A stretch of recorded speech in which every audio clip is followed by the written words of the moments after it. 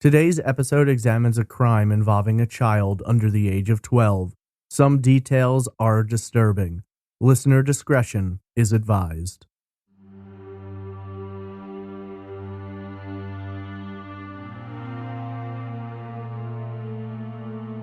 In late February of 1983, two men scavenging the basement of an abandoned building in St. Louis made a grisly discovery. In the cold dark laid the lifeless body of a young black girl, dressed only in a blood-stained yellow sweater with her hands bound behind her back. Her body was nude from the waist down, and in a final insult and desecration of her body, her killer had decapitated her. Investigators were shocked by the horrid nature of the crime and extremely young age of the victim, determined to have been no more than 12 years old. Despite their efforts, the child's head could never be located, making identification much more difficult. Over the next 36 years, multiple investigators would dedicate their lives to trying to solve this hideous crime. Without a name, the victim was referred to as the St. Louis Jane Doe, or in some cases, Little Jane Doe. She was buried in a pauper's grave in Washington Park Cemetery, and for decades, her location was lost. In 2013, Little Jane Doe was found, exhumed, and her remains were sent for additional testing in hopes of discovering her point of origin. To this day, not a single missing persons report has ever been found believed to be linked to Little Jane Doe. Investigators struggled to determine whether or not the child was from St. Louis or even Missouri, and her past remains as unknown as her name. While no suspect has ever been officially named, police have spoken to two convicted killers with possible links to the crime. Beyond that, there is the dark possibility that the reason a missing persons report was never filed was because her killer may have been her legal guardian. Who murdered Little Jane Doe, and will her identity ever be discovered? This is Trace Evidence, Episode 90, The Horrifying Murder of Little Jane Doe.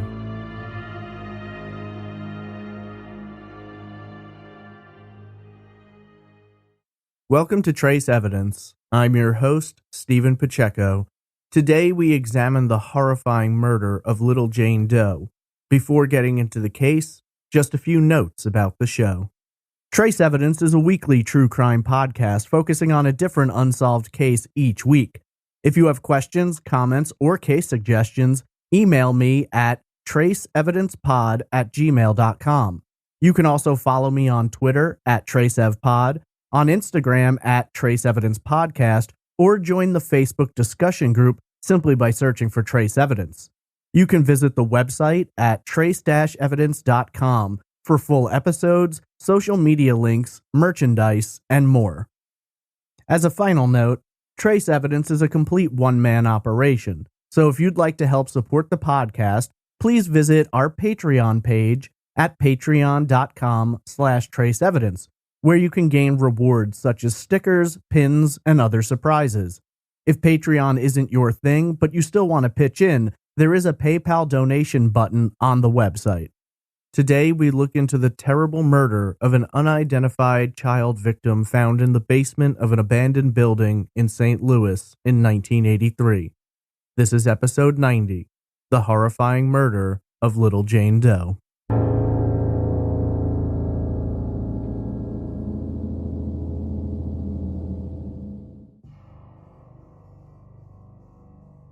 Monday, February 28, 1983 was a chilly morning in St. Louis, Missouri.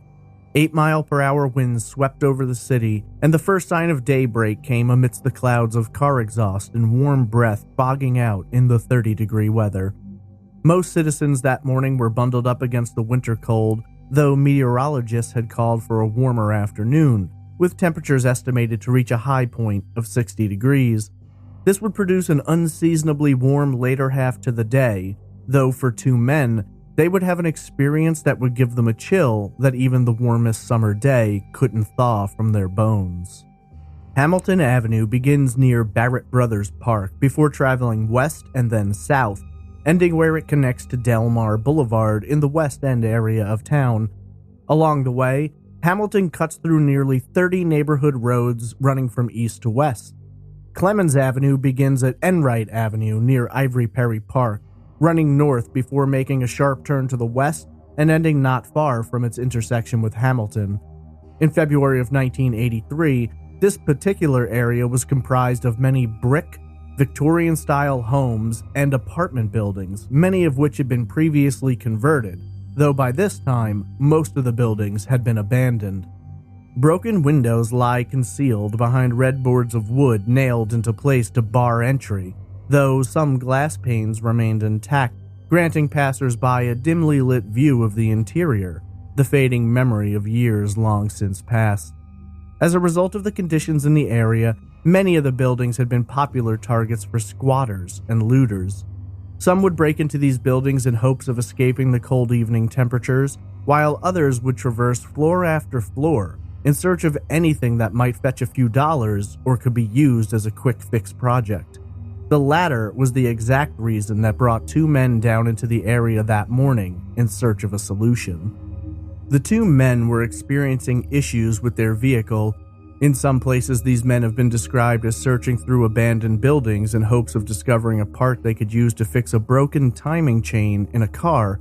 In other places, it's been said they were actually looking for a piece of pipe for their van, possibly due to an issue with exhaust. Either way, the men's search brought them down to this area of town where they would ultimately enter into an abandoned building located at 5635 Clemens Avenue. Once inside and beyond the reach of what few windows remained, the building was exceedingly dark and difficult to maneuver through, but the two men pushed on. Their search would take them across multiple floors, eventually leading down into the basement where an incinerator had once operated. The basement was colder than the upper floors had been. Once down in the basement, the men began digging through random pieces of debris, chunks of metal, splintered boards of wood, and of course, old pipes through which water hadn't flown in years. It was pitch black in the basement, and the men struggled to see even a few inches in front of their own faces. Apparently, one of the men had a lighter, which he sparked up several times throughout their search to illuminate some of the area around them. Down in the basement, the man once again produced his lighter. This time, though, he tucked the filter of a cigarette between his lips. The metal click echoed out as the fire erupted from the lighter, catching the end of the cigarette, but before the man could even take a drag, he saw a flash of something through the orange glow of flame that caught his eye. Now blinded more as his eyes adjusted back to the darkness, he took a few steps forward, holding his lighter out in front of him, and once again rolled the spark wheel, which cast a dim orange flicker upon the floor. The man's cigarette fell from his lips as his mouth opened in a gasp upon realizing what the shadowy shape on the floor was. His reaction caught the attention of his friend, who turned and joined him in staring in horror. There, beneath several pieces of debris, lay the body of an African-American female, nude from the waist down, dressed only in a yellow long-sleeve V-necked sweater and face down on the floor. However, there was no face. There was no head at all, and what remained of the victim's neck hung open with mold building up at the site where the head had been severed. After the initial shock wore off enough for the men to speak, they quickly shouted and rushed out of the building, running towards a nearby payphone to dial 911 and report the grisly scene they had come upon. Within minutes of their call, officers and detectives from the St. Louis Police Department arrived on the scene and were led down into the basement. Using flashlights and spotlights, police were able to illuminate the horrifying scene. The victim had been decapitated, though there were no signs of the head in the basement. This fact, plus the lack of blood, would lead investigators to believe that the victim had been killed elsewhere and then deposited in the basement. Due to the nude lower half, it was quickly determined that the victim was female. While the decapitation itself was disturbing enough, the more police examined the scene, the more they found to suggest what the victim's terrible last moments must have been like. The young woman's hands were bound behind her back with red and white striped nylon rope. Her yellow sweater was extensively stained with blood. Homicide detectives Herb Riley, Wayne Bender, and Joe Burgoon were on the scene and would ultimately be assigned the case. Their first thought after viewing the body was that there was a likelihood that the victim had been operating as a sex worker and had been murdered by someone who had picked her up. This theory didn't last long, though, as when the body was turned over, officers quickly noted that the victim had not yet developed breasts, and later examination by Deputy Medical Examiner Mary Case would confirm that the female victim had not yet entered puberty. This was confusing to those who had been at the scene, as the victim appeared to be around 5 feet tall, which would make her taller than average for a prepubescent child. Examination of the victim's sweater showed that whatever tag may have been stitched in previously had since been removed, making it nearly impossible to track down its point of origin. Beyond the sweater, there were no distinguishing marks, no scars or birthmarks. Her fingernails were painted, approximately 2 coats had been applied. I've seen the nails described as being both red or possibly a darker shade of pink. Further examination of the scene found few traces of blood, though the wall alongside the staircase did have a few trails of blood on it, suggesting that, as the victim was carried down the stairs for disposal, her neck had likely bumped against the wall at a few places. While this seemed to confirm that the victim had been murdered elsewhere, there was also some argument that beyond decapitating the victim, the assailant had also taken efforts to drain the blood from her remains. The victim was removed from the scene and taken down to the medical examiner's office, where an autopsy would be conducted within the next week. The medical examiner's office made several determinations upon examination of the young woman's remains. Firstly, they estimated that the victim had been between the ages of 8 and 11 years old at the time of her death, standing approximately 4 feet 10 inches tall to 5 feet 6 inches tall and weighing between 60 and 70 pounds. The child's stomach contents showed that she hadn't eaten for a period of time prior to her death and had likely been starved, though her body suggested that up until the days before her death, she would have been well nourished and properly cared for. This gave investigators hope that this would make it more likely someone was actively trying to find the victim and may have filed a missing persons report. X-rays showed no signs of previous broken bones or a history of abuse. When asked about this later, Detective Burgoon stated, quote, "The killer had to be familiar with the area. It's possible she was killed by a relative or someone she knew because her head was taken off. But who knows what those killers think? Anything is possible. It could have been a stranger." End quote.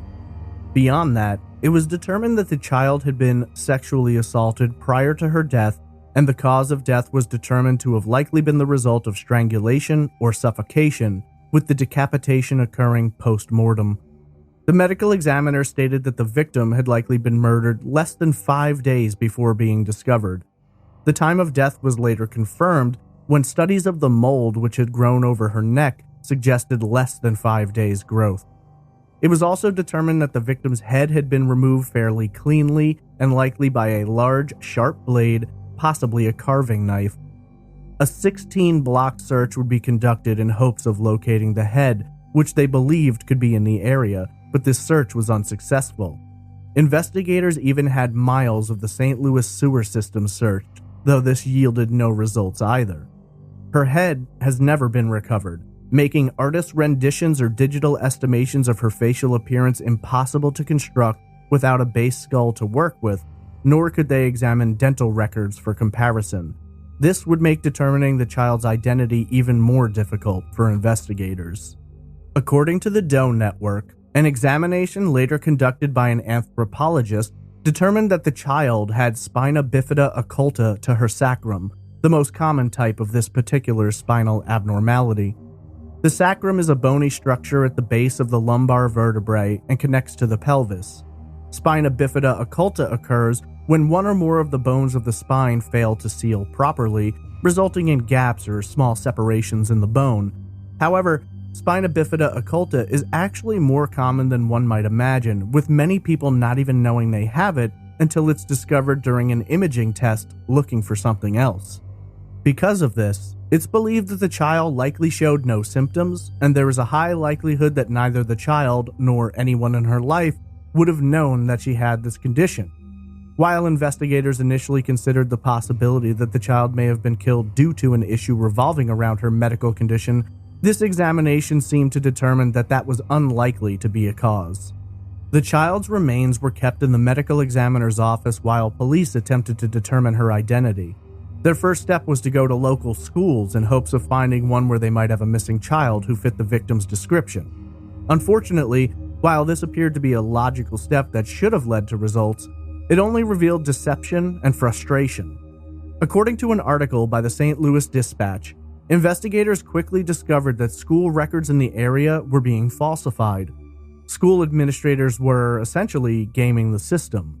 The amount of money a school received from the government was based on the number of students enrolled. In order to obtain larger sums of money for the operation of the schools, employees would keep inaccurate records suggesting that more students attended the schools than actually did. In many cases, officers came upon school records that continued to list students as being enrolled years after they'd already withdrawn from the school. This made it extremely difficult to determine what records were accurate, let alone what students may or may not have been attending these schools. Captain Leroy Adkins of the St. Louis Police Department was the first black officer assigned to run the homicide division.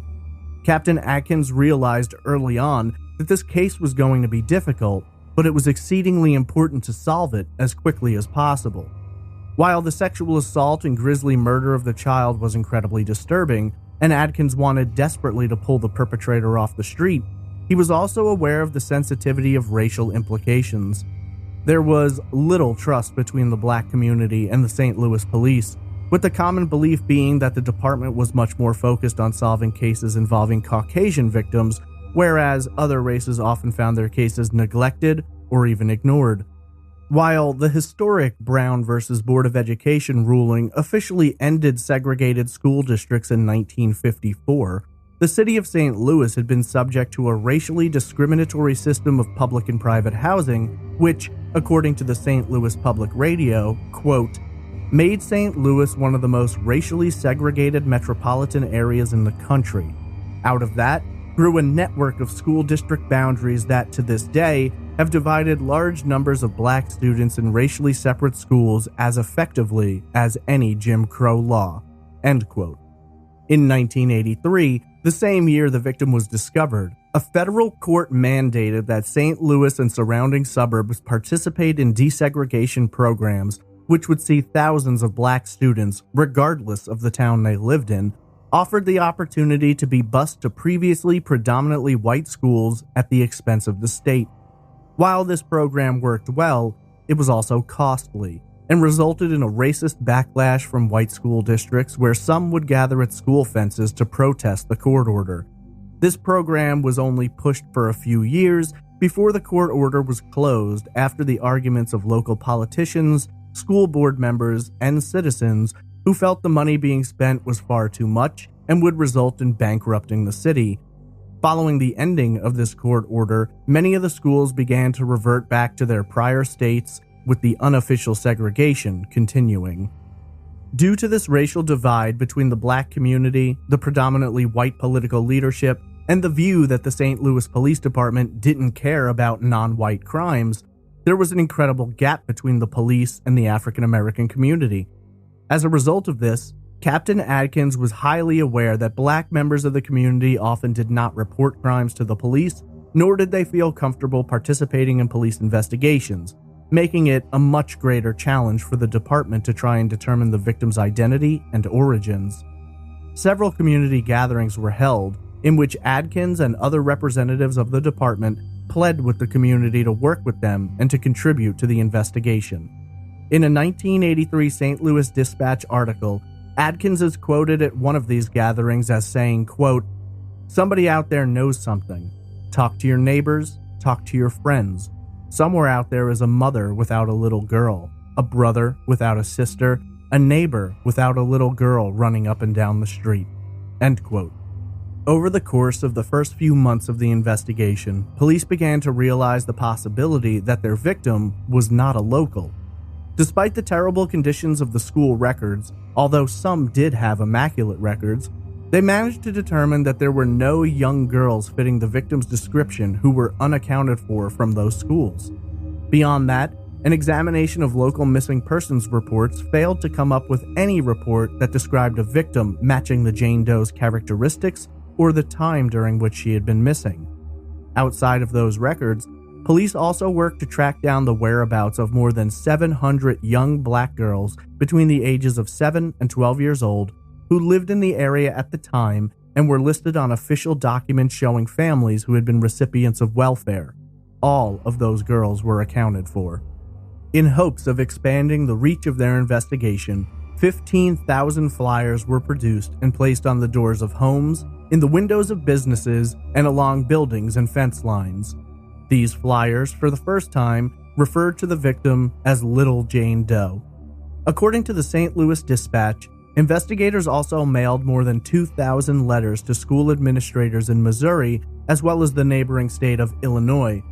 Further letters were sent out to law enforcement agencies around the country, though there was no response regarding a possible match in missing persons files. The FBI was contacted and asked to look through their own missing persons records, and again, no matches were found. The FBI would later describe the case as being the only active case involving the decapitation of a child that young. Even immigration agencies were involved, considering the possibility that the victim may have been from outside of the United States, though again, this failed to produce any major results. Captain Adkins himself sent several letters to black newspapers and radio stations from coast to coast in hopes of bringing more attention to Little Jane Doe's murder, and at the time, a $10,000 reward was offered for information leading to her identity and the identity of her killer. Unfortunately, despite the efforts of detectives, Little Jane Doe's case was cold from the start. Hundreds of individuals were interviewed in the first few months, but not a single person was ever tied in any way to the murder. Local pedophiles were rounded up and questioned. Known sex workers were asked about anyone who may have been looking for particularly young women, and everyone from small-time criminals to murderers and murder suspects were spoken to. But no one seemed to have any information about the little girl who had been killed and dumped in a basement. Over the course of the next years, several newspapers would specify that particular individuals were under investigation for a possible connection to the murder, but none of these investigations ever led to a single charge being filed. Several months after the murder, a panicked woman ran into the St. Louis Police Department looking for help. The woman requested to speak with detectives working on Little Jane Doe's case, and when she was delivered to them, she had a disturbing story to tell. According to the Riverfront Times, the woman claimed to have encountered a man she believed to be the murderer. In her story, the woman stated that a man who lived a few blocks from where the body was found invited her over to his apartment. In the apartment, the woman said the man produced a machete and a human skull. Eager to find out what was going on, detectives Burgoon and Riley, accompanied by Captain Adkins, obtained a warrant and then proceeded to the man's apartment, taking the door down with a sledgehammer. They were able to recover both the skull and the machete, though it quickly became apparent that this was not the man they were looking for. Detective Burgoon told the Riverfront Times, quote, "The machete was a novelty piece you could bend a million ways. It would never cut someone's head off. He got the skull from a high school teacher in California. It was all verified. He wasn't our guy." End quote. 10 months after the discovery, the remains of Little Jane Doe were removed from the medical examiner's office and prepped for burial. The child was placed inside of a body bag, which was then placed inside of a white wooden coffin, which was then moved to Washington Park Cemetery, a historically black cemetery located some 8 miles to the northwest of where she had been found. The funeral was sparsely attended, with the gravediggers operating as pallbearers. In attendance was Captain Adkins, Detective Riley, a representative of the medical examiner's office, and Reverend John W. Hayward Jr. The ceremony was short and took place beneath an overcast gray sky. The Reverend prayed that an answer would be found and the child would be identified. Asked after the funeral about the progress of the case, Detective Riley stated, quote, "We're no closer today than the day I picked her up in that building. I feel strongly that the kid is from here. Doesn't anybody care about this child besides the homicide unit? I've been involved with her since the day she was found, and I'll be damned if I'm going to stop looking for her killer." End quote. Sadly, Little Jane Doe's grave was not properly marked. A gravestone paid for by student donations read, quote, "The saddened hearts were healed in knowing the pain of life is over and the beauty of the soul revealed." End quote. Unfortunately, the gravestone was placed in the wrong location. Every possible avenue to try and determine who Little Jane Doe was and who may have killed her was explored. Detectives even went so far as to consult with multiple so-called psychics. In one instance, a group of psychics came together for a seance, during which time they were given photos of the scene, fingerprints, little Jane Doe, and the sweater she had been wearing. These psychics claimed to know the location of the victim's head, which authorities followed up on, but nothing was ever found. In what can only be considered an extremely frustrating turn of events, in 1993, Detective Riley corresponded with a so-called psychic located in the state of Florida. In hopes of getting a better sense of what may have happened, the psychic requested to be able to physically touch evidence from the case. The psychic was then sent the yellow sweater that little Jane Doe had been wearing when she was found. The sweater was never returned to police, and when they questioned the psychic, he claimed to have never received it. One of the only pieces of evidence in the case was forever lost in the mail. 3 years later, in 1996, Detective Riley passed away, with little Jane Doe being one of only 2 cases in his entire career he'd been unable to solve, out of more than 2,000 cases. Over the course of the next 30 years, there were multiple possibilities investigated as to the identity of little Jane Doe. A police officer from the city of Charlotte questioned a man who was in possession of a female skull, which he'd claimed to have bought at a souvenir shop in the 1970s, though this would ultimately be determined to have been from someone who lived long before little Jane Doe had ever been born. A woman named Sharon Nolte believed that the victim had been a Chippewa Native American named Shannon Johnson. Nolte went so far as to obtain a DNA sample from a relative, and even gathered DNA evidence from a man she believed to be the killer, but testing would later prove that little Jane Doe was not the child Nolte believed her to be, though Nolte would later argue that the test proved nothing, and she believed the St. Louis police simply didn't pursue her tip and didn't care. In July of 2004, detectives Tom Carroll and Jeff Stone of the St. Louis Police Department began looking at possible links between little Jane Doe and any murderers in prison who may have committed their crimes using similar MOs. One name that stuck out to them was Tommy Lynn Sells. Sells had been convicted of murdering 13-year-old Kayleen Harris and attempting to murder 10-year-old Crystal Searles. Sells had slit Searles' throat, and miraculously the child survived and was able to give a description to police. Kayleen Harris was, unfortunately, not so lucky, as she was beaten, stabbed, sexually assaulted, and then murdered by having her throat cut. Sells was either linked to or claimed directly to have been responsible for crimes in several states, including New York, Massachusetts, Texas, Illinois, Kentucky, and Missouri. Despite their sincerest efforts, detectives were unable to obtain any information to connect Sells to little Jane Doe.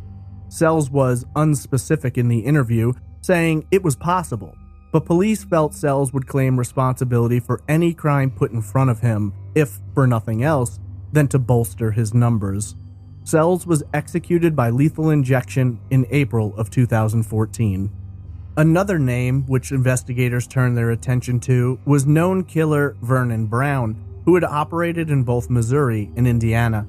Brown had done time in Indiana in 1980 for molesting a 12-year-old. Not long after he was released from prison, 9-year-old Kimberly Campbell disappeared and was later found in a home owned by Brown's grandmother. Campbell had been sexually assaulted and strangled to death. Brown was then sought, but police couldn't locate him. He had apparently fled the state after molesting another child. A few years later, in 1985, Brown showed up as a suspect in St. Louis. 19-year-old Sonetta Ford was found murdered in her apartment, the victim of both a stabbing and strangulation. Ford's head was attached, but had nearly been severed with the use of a large, sharp knife. Brown had been working at her apartment building under an alias, and while police wanted to charge him with Ford's murder, they just didn't have enough evidence. A year later, in October of 1986, 9-year-old Janet Perkins vanished from St. Louis. Perkins had left school walking home, but never arrived. The path Perkins took led her directly by the home of Vernon Brown. Investigators later found Perkins' body behind Brown's home. She had been sexually assaulted and strangled to death. Brown was arrested and found guilty of the murder. He would receive the death sentence. He would receive a second death sentence after being found guilty of the murder of Sonetta Ford. He would also be charged with a 1980 murder from Indiana, in which a 9-year-old girl was beaten, sexually assaulted, and strangled. In 2005, St. Louis detective Tom Carroll went to visit Brown on death row to question him about little Jane Doe. In an interview with the St. Louis Public Radio, Carroll explained that Brown refused to speak to him, and he defined the man as cold and without emotion. When asked about the possibility that Brown could have committed the crime, Carroll replied, quote, "Personally, I believe he did it. It was his style, tying up little girls." End quote. Brown was executed by lethal injection in May of 2005. In the years since, he has been linked to 2 additional murders and is a suspect in more than 20 others. His possible involvement in the murder of little Jane Doe remains uncertain. In 2013, detectives sought to exhume the remains of little Jane Doe for further testing, to gather DNA, and to conduct an isotope test in hopes of determining what area of the country little Jane Doe may have originated from. Unfortunately, locating little Jane Doe would be more challenging than they'd imagined. Records indicated one location for little Jane Doe's remains, while a headstone suggested another. The graveyard had ceased operations years earlier, and so much of it was in poor shape and overgrown. After accusations of poor burials and mismanagement of the cemetery, the owner committed suicide, and things only got worse. Digging began near the headstone, though this resulted in the discovery of 3 caskets, none of which contained little Jane Doe. According to St. Louis Today, funeral director Calvin Whitaker and his wife Christina took it upon themselves to visit the cemetery in search of the grave. Utilizing photographs taken at the time of little Jane Doe's burial, the Whitakers were able to locate an area which matched the photographs after spending countless weekends clearing away brush and studying the cemetery. Digging in the area marked by the Whitakers first revealed a bouquet of white flowers, and beneath that, a white wooden coffin. Inside of the coffin was a body bag which contained bones, and these bones were confirmed by a medical examiner to be that of little Jane Doe. There was no skull present in the bag, and it was finally confirmed.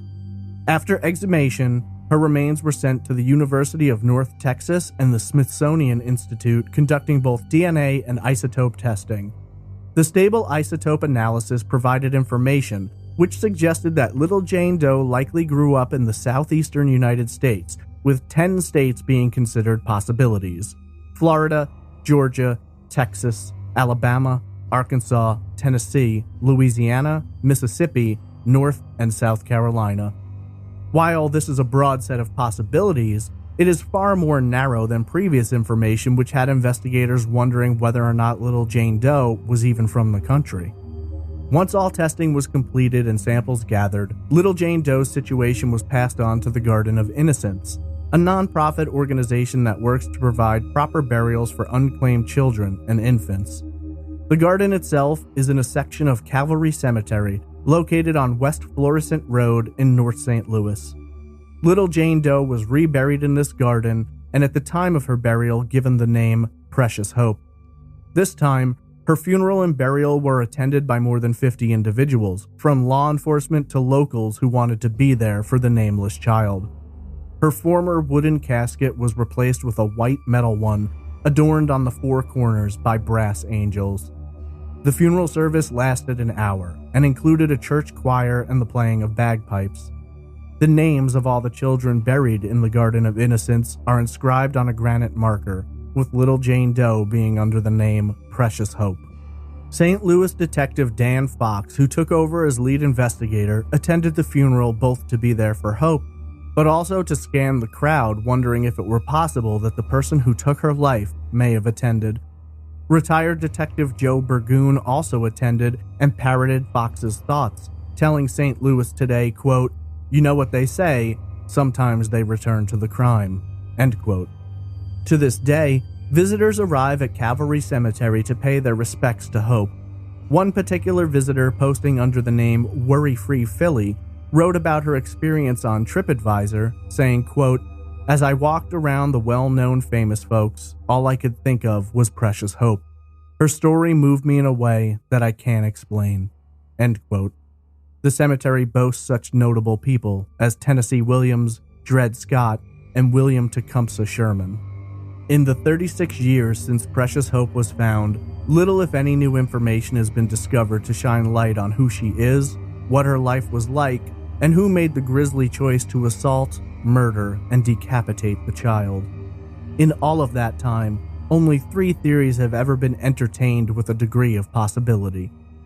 The first theory argues that convicted killer Tommy Lynn Sells may have committed the crime, amongst dozens of others. When questioned about it, Sells only acknowledged that it was possible, but he couldn't be sure. The second theory purports that convicted killer Vernon Brown may have been responsible. He was in the area around that time, committed similar crimes, and when questioned about Hope, refused to give any answers, taking whatever secrets he possessed to the grave. The third and final theory considers the possibility that Precious Hope may have been killed by someone she knew and trusted. The removal of her head, while possibly the signature of a serial killer, could also have been done in order to conceal her identity and any link it may have had to the perpetrator. No missing persons report has ever been found which can be linked to Hope, making investigators wonder if that's because the person who could have reported it was also the person responsible. I'd like to give you more information about this terrible crime, but sadly, there's little to deliver. I can't even give details about Hope's description because without her head, her hairstyle, eye color, and any distinct facial features are unknown. The yellow sweater she was wearing at the time of her death appeared to be new, but the tags had been removed. The red and white nylon rope used to bind her wrists had nothing about it that would make it stand out, and similar lengths of rope were available all throughout the country. All that we know for certain is that a child, no older than 11 or 12, was sexually assaulted, strangled, and then beheaded before being left in the refuse-filled basement of an abandoned building. Not a single trace of her killer has ever been found, nor has her head, and even the building in which she was found has since been destroyed and replaced with new apartment buildings in an effort to better that area of St. Louis. Many murders have happened in St. Louis since Precious Hope had her life taken from her. Some remain unsolved, but when the St. Louis Police Department are asked about the cases that haunt them the most, Precious Hope's case is always at the top of the list. Detective Riley went to his grave searching for the truth. Detective Burgoon, since retired, still thinks of Hope every day and longs for the truth to be discovered and justice to be served. Lead investigator Dan Fox is the most recent in a line of investigators who have been determined to solve this disturbing and haunting case. As of today, the truth remains obscured, but there is one fact which cannot be denied. Someone committed this heinous crime, and if alive today, they have walked the earth free of punishment for the past 36 years. While their life has gone on, Hope's was extinguished. I was 1 year old when Hope was murdered, and all I can do is imagine all of the things I've experienced in my life that she could have done, and all of the things I've done that she'll never get a chance to. And at the end of the day, I have a name, and even that was taken from her.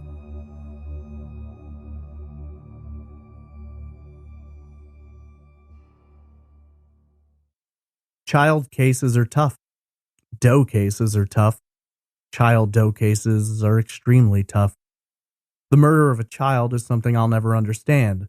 Maybe it's naive considering my line of work, but I'll never be able to conceive of the level of evil that must exist inside of someone that would drive them to murder an innocent child, and in such a horrifying way.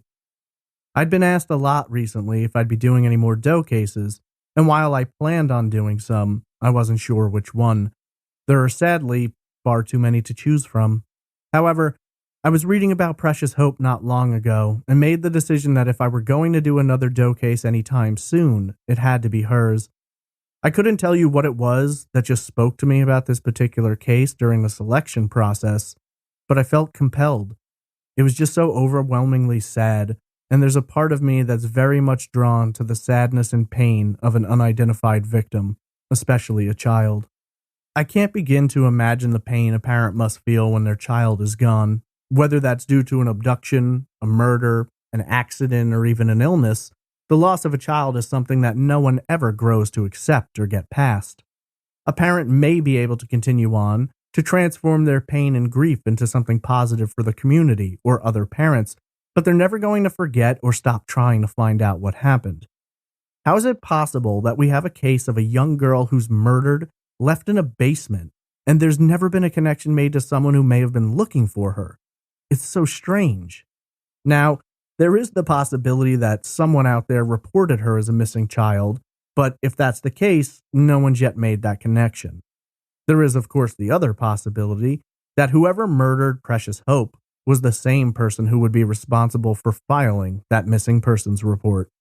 For 36 years, Precious Hope has remained an unknown murder victim. Without an identity, there are countless avenues of investigation which cannot be pursued. Due to the fact that her head was removed and never recovered, it makes a facial reconstruction impossible. We can't even imagine what she may have looked like in life. A nameless child murdered and discarded. This is a crime that could only be perpetrated by a monster. But the sad truth is it's not a monster. It's just a person. It could be someone living in St. Louis today, someone who walked down Clemens Avenue once in a while to remember the atrocity they committed. Whether or not this person is still alive, we simply can't know, but I sure hope so. I want this person to be alive. I want this person to be found, and I want this person to live out their final days in a dark cell deprived of freedom. In order to do that, we have to know who this person is, and right now, all we've got are a handful of theories.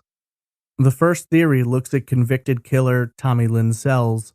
Sells was born in June of 1964, making him 18 years old when Precious Hope was murdered in St. Louis. Sells claimed to have committed his first murder at the age of 15, though questions remain about the details. Sells was, by the time he was 5 years old, spending a lot of his time with a man who was later identified as a pedophile, and Sells was one of the children he victimized. At 13, Sells attempted to sexually assault his mother, and a year later he fled from the family home in St. Louis and began traveling around the country. In 1979, he claims to have broken into a home, during which time he witnessed a man sexually assaulting a child, which sent him into a rage, leading him to murder the man. No evidence of sexual assault has ever been discovered in connection with that crime. Between 1979 and 1981, Sells would murder 2 more men and attempt once again to sexually assault his mother. In 1982, he fathered a child. In July of '83, some 5 months after the murder of Precious Hope, a witness saw a man fitting Sells' description exiting the home of Thomas and Colleen Gill in St. Louis, Missouri. Inside the home, police found Colleen and her 4-year-old daughter, Tiffany, beaten to death.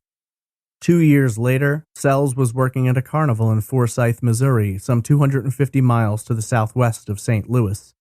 Sells would later murder Anna Cord and her 4-year-old son, Rory, after meeting them at the carnival. Both were beaten to death with Rory's baseball bat. These details alone confirm that Sells was a violent killer who had no issues murdering young children, and that he was in Missouri between July of '83 and July of '85, minus a period of time from May of '84 to February of '85, during which time he was serving a 2-year sentence for grand theft auto. He also served 8 months in prison for felony theft in April of '85. Just days before the murder of Anna Court and her son, Sells fled a rehab center after being questioned about another stolen car. Keeping track of Sells is somewhat difficult, and while investigators have established what they believe to be a fairly accurate timeline, there is no accounting for Sells' whereabouts between late 1982 and July of 1983. We know he was in Arkansas in '82, where he fathered a child, but where he was in February of '83 when Precious Hope was murdered remains unknown. But he was in St. Louis 5 months later, having murdered a woman and her daughter. So there's a chance that Sells could have been lingering around St. Louis, likely committing other crimes, and that he could have come upon Precious Hope.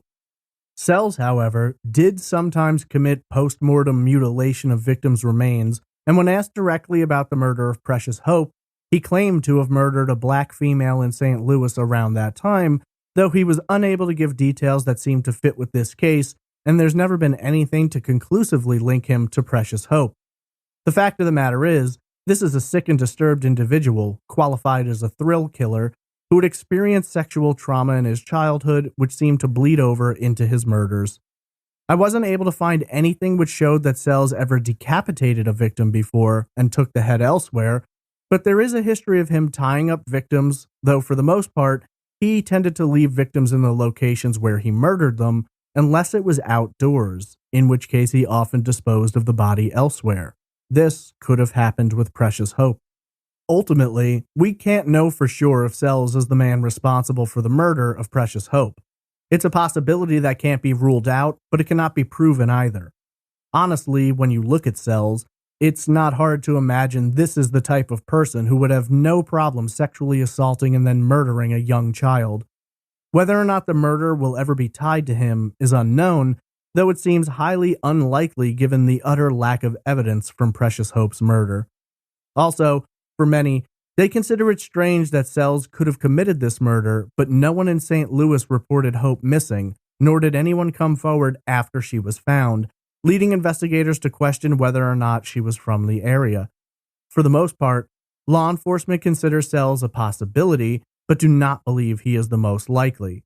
However, there is a killer they do consider a better possibility, and that brings us to the second theory. Vernon Brown was born in October of 1953, making him 29 years old at the time of Precious Hope's murder. We know, based on arrest records and court documents, that Brown's known murders took place between the years of 1980 and 1986. Of course, these are only the murders which have been confirmed. Brown was ultimately convicted of murdering 9-year-old Janet Perkins in October of 1986 in St. Louis. The details of that murder are extremely disturbing. Brown, who was home at the time with his 2 stepsons, locked the stepsons in their rooms and brought Perkins down into the basement, where he bound and strangled her, all while his stepsons could hear the child's screams echoing through the air ducts. Brown then disposed of the body by placing it in trash bags and leaving it near a dumpster located behind his home. When Brown was arrested for Perkins' murder, he then admitted to the murder of 19-year-old Sonetta Ford, who had been strangled and stabbed. Reports stated that Ford had been stabbed so viciously in her neck that her head had almost been severed. She was left in her apartment. Prior to the murders, Brown had spent time in an Indiana prison for molesting a child, and it's thought he may have committed another murder in Indiana before fleeing the state. 9-year-old Kimberly Campbell was found raped and strangled in a home owned by Brown's grandmother. While Brown and Sells had similar predilections towards sexual assault and murder, they were vastly different in terms of their openness about their crimes. While Sells spoke with investigators and gave details, though many of those details were false, Brown wouldn't speak with investigators at all. When St. Louis detectives went to question him about the murder of Precious Hope, he refused to say anything about it. So, looking at Brown as a possible suspect, there are certainly details that fit. Brown had a history of sexually assaulting and strangling children, as well as at least one adult. Keeping track of Brown's whereabouts can also be challenging, with documentation showing where he was in 1980 as well as 1985. However, the exact whereabouts of Brown in February of '83 have never been confirmed. I haven't been able to find anything that even mentions Vernon Brown and the year 1983. I did find accusations that Brown's 2 stepsons accused him of sexually assaulting them in the early 1980s, and that the children's mother had the boys examined at Cardinal Glennon Hospital in 1984. That hospital is located in St. Louis. We also know that Brown lived at 4028 Enright Avenue in 1985, as well as 3435 Washington Boulevard. Both of these locations are less than 4 miles from the building in which Precious Hope's remains were discovered. So in the early 1980s, you've got 2 serial killers in Tommy Lynn Sells and Vernon Brown operating within miles of the location where Hope would be found. While Sells was certainly a possibility for many, Brown is the greater possibility. While Sells killed by various methods, Brown seemed focused on strangulation. While Sells sexually assaulted some victims, Brown had a history of pedophilia and sexually assaulted his younger victims. He even did time for specifically committing sexual assault to a victim he did not murder, which could have played a role in his decision to later murder victims he sexually assaulted in an attempt to avoid being arrested again. A problem with Brown, though, is that he wasn't very smart or organized. His crimes seem to have been those of opportunity, whether he was enticing a child into his home during her walk home from school or murdering a woman who lived in an apartment building that he worked at. There wasn't either much effort on Brown's part to conceal his crimes. He was ultimately caught because he left a victim's body in trash bags behind his own house. It seems like somewhat of a leap to imagine that he would have gone to such lengths to conceal Precious Hope's identity while not doing anything before or after like that. Remember, the crime he was arrested for initially was the murder of 9-year-old Janet Perkins, and he did very little to try and hide that. In fact, when he was arrested, he just confessed to murdering Ford also. This doesn't sound like a man with a plan. For most people, the detail that connects Brown to Hope so strongly is the fact that his stabbing of Sonetta Ford almost resulted in her decapitation. While that is absolutely an intriguing similarity, it's hard to connect much else beyond that. He didn't complete the decapitation, nor did he remove the head and place it elsewhere. Some might argue that he simply failed to successfully complete the task, either losing interest or because he was scared or heard someone coming, and that made him leave. Ford was murdered 2 years after Precious Hope, and so the stabbing may have been indicative of the murder of Precious Hope, but there is some argument to be made that while Brown sexually assaulted minors, he didn't do this to Ford, and his sexual proclivities may have been tied to fantasies connected specifically to children. That being said, if indeed Brown murdered Precious Hope, it's the only murder in which he removed the victim's head post-mortem and disposed of it elsewhere. That doesn't mean it wasn't him. Some killers change up their tactics from time to time. I mean, just look at Ted Bundy, for instance. Brown, much like Sells, can't be ruled out, but also can't be ruled in. There's as much to connect him to the crime as there is to connect anyone to it. He was in the area at the time, had a violent history, had targeted children for sexual assault, and favored strangulation as his method of murder. It's difficult to ignore this possibility, and while at least Detective Tom Carroll believes Brown committed this heinous crime, nothing has ever been found to make that connection. Of course, there are questions that remain, and some of those questions seem to suggest that the killer may have known Precious Hope, and perhaps believed that if she were identified, that might expose him. That leads us to the third and final theory. Let's face a difficult fact here. Unfortunately, Precious Hope could have been murdered by almost anyone. It's far too broad to go down that road, besides saying that that possibility exists. For many, though, they believe that the crime may have been committed by someone who knew Precious Hope, and perhaps even someone who was legally responsible for her well-being. We know based on the autopsy that Hope was well-nourished and in good shape, with no signs of former physical trauma or abuse. Her nails were painted. The sweater she wore didn't appear to be cheap or frayed. Investigators have said time and again that it's clear someone, at some point, cared about and took care of Hope. So why isn't there a missing persons report? A parent or guardian who takes care of a child isn't just going to turn on a dime and commit such an atrocious crime, especially without a history of abuse. This just doesn't seem likely. But maybe it is. I want to quickly discuss a case which parallels Precious Hope's in several ways. On April 28, 2001, the decapitated remains of a young African-American girl were found near Hibbs Park in Kansas City, Missouri, 250 miles to the west of St. Louis, 18 years after Precious Hope was killed.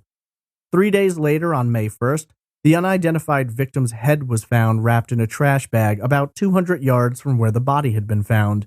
It was ultimately determined that the child had been beaten with an ashtray, kicked and hit, and then decapitated while she was still alive. Being that she was unidentified, she was given the name Precious Doe. Much like the case of Hope, there was no missing persons report. There was nothing to suggest what the victim's identity may be, nor the reason behind such a brutal murder. 4 long years would pass, and on May 5, 2005, Precious Doe was identified as 3-year-old Erica Green from Oklahoma. Green's mother, Michelle Johnson, and her stepfather, Harold Johnson, were arrested in connection with her murder. Erica was one of 9 children, the other 8 of whom were taken into state custody upon their parents' arrest. Harold Johnson was convicted of first-degree murder and sentenced to life after the prosecution displayed to the jury how he had beaten the child and then removed her head using hedge clippers in hopes of concealing her identity. Michelle Johnson was given a sentence of 25 years in prison for testifying against her husband. For many people who had been looking at the murder of Precious Hope, this seemed like a very similar scenario. A young child decapitated, no missing persons report, nothing to indicate who the child was. It was clear once the arrests were made that the decapitation had occurred in an attempt to distance Harold and Michelle from the crime. For whatever reason, they left the head near the body, which seems counterintuitive since the head had been removed for a reason. Why it was left behind has never really been all that well explained. Either way, it made sense to investigators as much as something this sadistic can make sense. It was all about concealing identity. So, for a lot of people, the fact that Precious Hope was decapitated in conjunction with the lack of a missing persons report could also suggest that she had been killed by a parent or guardian, except in this case, whoever committed the crime placed the head somewhere it has never been located. So is it possible that Precious Hope could have been killed by a parent or guardian? Sadly, yes. The question becomes how someone is able to conceal the fact that their child is gone, especially after the discovery of Precious Hope. You'd imagine some people who knew the family would be asking questions.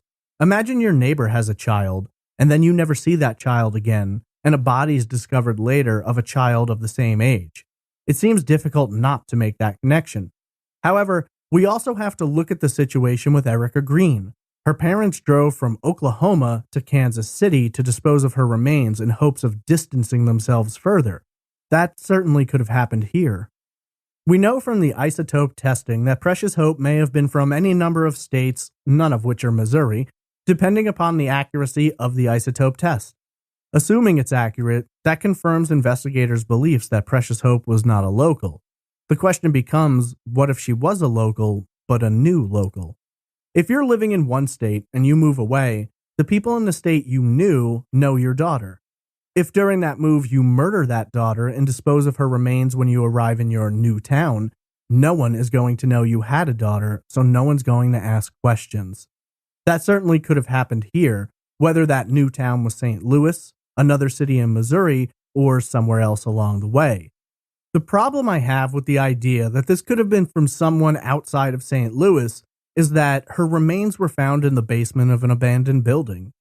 Usually, if you are not from an area, you don't exactly know where to go to find abandoned buildings, and you're not likely comfortable disposing of a body in an area you're not familiar with. You want to know the comings and goings, you want to ensure no one's going to see you, and it's unlikely someone's going to find the body. Those are the things that you're targeting to try and protect yourself from being arrested. I mean, let's face it, if you murder someone, perhaps even your own child, you want to dispose of the body in a way in which it can't be identified. So you remove the child's head, believing this will make identification more difficult. Why would you then put the body in the basement of an abandoned building in an unfamiliar city when you could easily have disposed of it in any number of bodies of water, garbage dumps, wooded area? It's not as if the country is in short supply of remote locations. I suppose there's the possibility that whoever placed her remains in the basement didn't live in St. Louis, but may have in the past.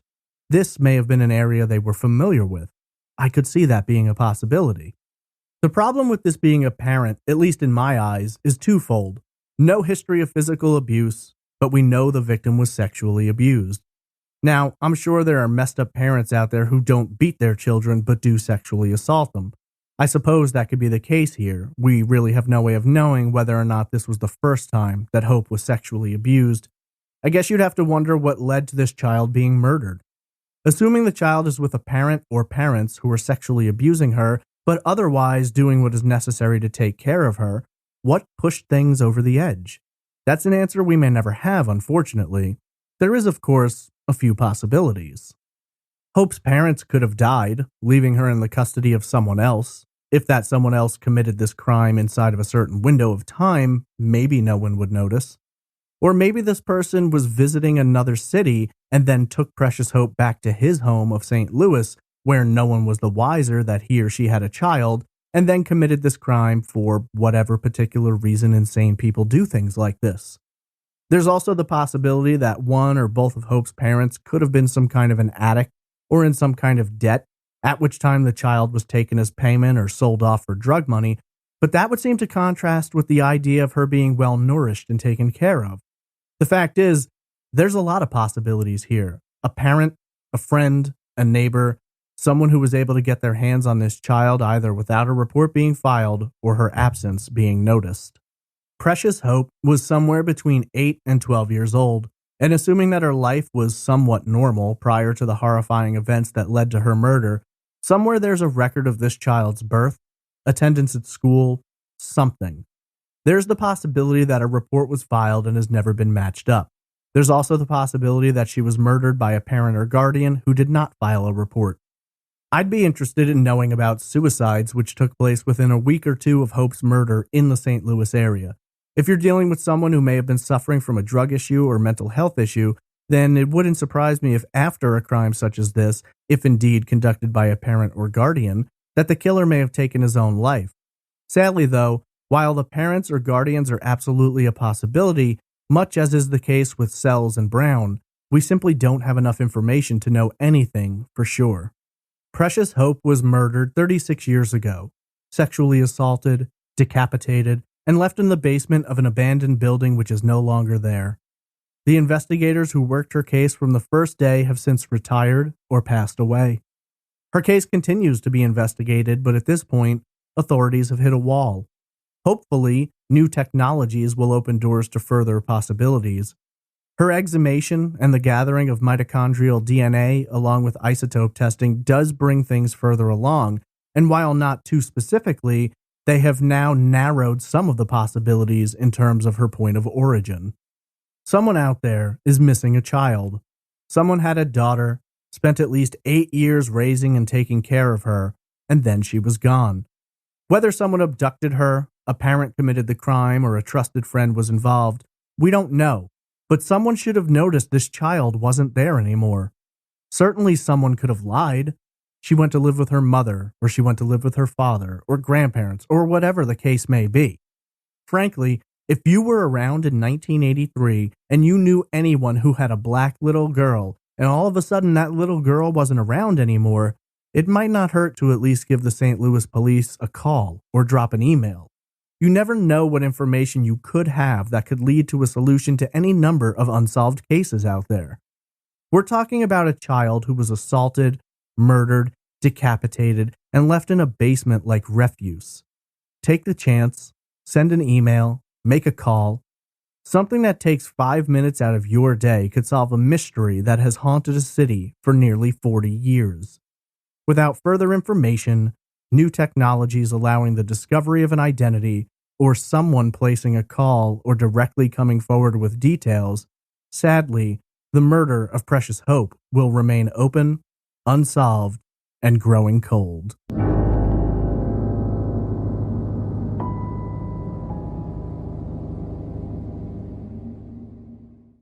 If you're looking for more information about the murder of Precious Hope, there are many news articles and forums online with information about this case. St. Louis Online and the Post-Dispatch have many articles examining this case. You can also pull up Precious Hope's case on NCIC under the case number U47002710. With NamUs, her case number is 3199, and with NCMEC, her case number is 1104360. If you have any information about the murder of little Jane Doe, Precious Hope, please contact the St. Louis Police Department at 314-444-5822 or the St. Louis Medical Examiner's Office at 314-622-4971. What do you believe happened? Tweet me at TraceEvPod, email me at traceevidencepod@gmail.com, Instagram message me at TraceEvidencePod, or comment in the Facebook group. What app are you using to listen to podcasts? I've been using the Himalaya app, and I really love the setup. It's so much easier and streamlined than many others. But there's an added bonus with Himalaya. Through the app, you can become a supporter of Trace Evidence. Without even having to leave the app, you can sign up for a small monthly fee that goes directly to production costs for the show. And in return, You'll receive ad-free episodes and access to upcoming monthly bonus premium episodes. If you'd like to test this out, visit Himalaya.com/traceevidence and use the promo code EVIDENCE for 1 month free. Once you get used to ad-free episodes and bonus content, you won't want to turn back. As some of you are aware, on Patreon I will begin posting 1 episode per month that is not available in the normal feed beginning in September. In these episodes, I'll discuss a variety of cases, including solved cases which are voted on monthly by patrons. These episodes will also be available through the Himalaya podcast app for those who become premium members. But speaking of Patreon, it's time for a shout out to our amazing Patreon producers: Angie Dodd, Emily Smith, Megan Cotter, Kate Alexander, Chandra Moreau, Robbie Blue, Brian Kemmerling, Wannabe Sleuth 2, Laura Dickinson, Julia Rexon, Diane Dyson, Tom Archer, Eamon Brady, Nick Mohar Schurz, Alicia Lorraine, Krista Colvin, Randy Weiland, Brittany Bivens, Glenda Piper, and Megan. You're all amazing, and if you're new and I mispronounced your name, just shoot me a message and I'll correct it. I want to thank you for listening to this episode of Trace Evidence, and for all your nice comments on social media. They've meant a lot to me these last couple of weeks. I'm going to leave you with a promo for an amazing podcast called Targeted. You should absolutely check it out. Aside from the episodes being incredibly well done, the host, Mo, is just such an amazing person. So I hope you'll join me next week for another unsolved case on the next episode of Trace Evidence.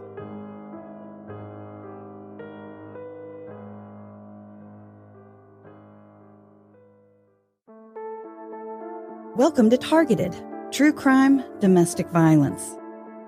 We tell stories of those who were targeted by domestic abuse and investigate cases of family violence, using academic research to interpret the events. As a college professor, I think we need to stop making family violence a secret. It's time to tell our stories, use our experiences to help, heal, and provoke change. Targeted discusses sensitive information about abuse. Details may be graphic, and listener discretion is advised. I'm Mo Blackwell, the host of Targeted.